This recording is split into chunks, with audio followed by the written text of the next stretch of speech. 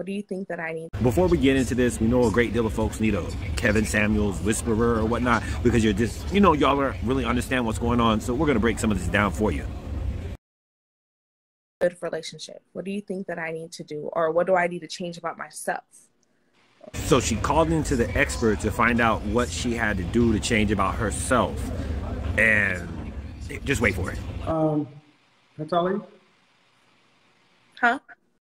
Now, just to let you know, before this moment in time and asked about her height, she knew exactly everything that he said. Kind of when Meg Thee Stallion went, huh? When she was asked if she had relations, right? And in this, Kevin always asks female about your height, your weight, and your dress size, which men go through the natural progression of before they approach you. Even if you are their type and a bigger girl, they take note of that too. Huh?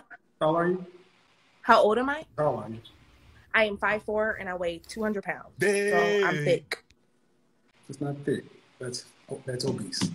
It's not thick. That's obese. Okay. Yeah, sis rolling her eyes is definitely a flag. She is not okay with that. I'm 6'4" and you weigh as much as me. That's not thick. It's obese.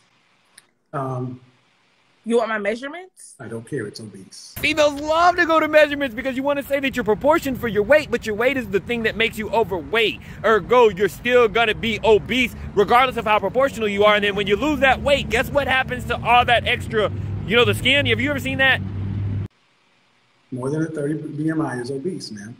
5'4", 200 pounds is larger than the average running back. You want to be a running back?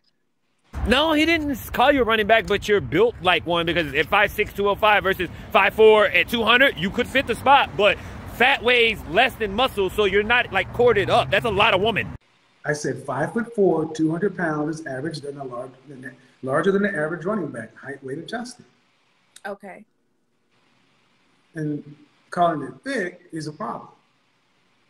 Okay. I'll tell you why it's a problem, because it's unhealthy.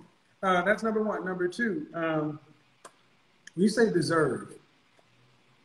What do you want to be married? Yes. You want children? I don't have children. I like to So plan you want my children? Yes, I want to plan them with my husband. How many kids would you like to have? How many kids would you like to have?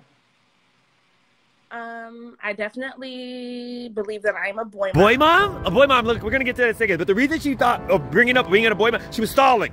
Do you know what I mean? Because she knows what was coming, and we're going to get to that. But women that use the term boy mom, y'all might not know what you're doing. However, kind of consciously or subconsciously, you're making boys a different thing than a girl, but then y'all want to be equals and think that we can all be raised, but then your bodies are different, but then y'all stop it. Stop it, right? Now, the thing about what Kevin went on to say to her is that you already starting off at 5'4" and 200 pounds. You're not gonna get, it's not gonna get easier. You think that getting a baby and getting pregnant, adding more weight is gonna make your journey? And the thing about females that are overweight, talking about losing weight, that have never been athletes, few and far between. All those success stories, the before and after, and one day at a time, that takes years of dedication. For her size and stature and whatnot, that's gonna be at least a year project. And that's 5 days a week, if not 2 a day. Like, you're training for like getting on American Ninja Warrior or something. Now, the chances of women that have gone the first 24 years of their life with no athleticism whatsoever, just falling into it and becoming an Olympian, really, family? Are we really gonna have to spell that out? Okay, then. So when these women they're calling in, trying to figure out what they need to do from a man's perspective about how to be more appealing and appeasing to men, more collaborative. They call in, they argue, they deflect, they sidestep immaterial things that they've learned incorrectly,